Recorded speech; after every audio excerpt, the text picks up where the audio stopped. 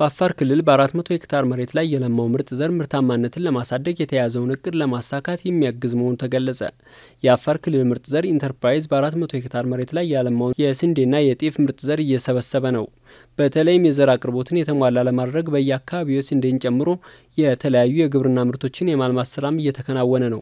ከዚሁ ጋር በተገናኘ የአፋር ክልል ምርጥ ዘር ኢንተርፕራይዝ በ400 ሄክታር መሬት ላይ ያለማውን ምርጥ ዘር እየሰበሰበ መሆኑን የኢንተርፕራይዙ ዋና ስራ አስኪያጅ አብዱ ሀሰን ገልጸዋል። የዘር ብዜቱ ተመርቶ ለአርብቶ አደሩና ለኢንቨስተሮች የሚቀርብ መሆኑን የተናገሩት ዋና ስራ አስኪያጁ ከዚህ በፊት የነበረውን የዘር አቅርቦት እጥረት የሚፈታ መሆኑን ተናግረዋል።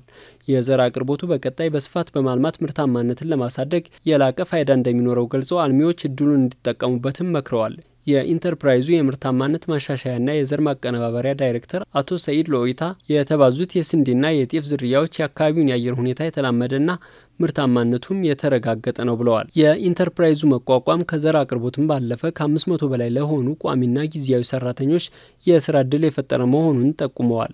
በኢትዮጵያ በሁሉም አካባቢዎች መልማት የሚችል ያልተነካ ሰፊ መሬት መኖሩን ጠቅሰው በተለይም በአፋር ክልል እየተከናወነ ያለው የመስኖ ልማት ለሀገር ትልቅ ተስፋ የሰነቀ መሆኑን ተናግረዋል። በአፋር ክልል የስንዴ መስኖ ልማትን በማስፋፋት ምርታማነትን በማሳደግ ከተረጅነት የመውጣት ትልምን ማሳካት የሚቻል መሆኑንም አንስተዋል።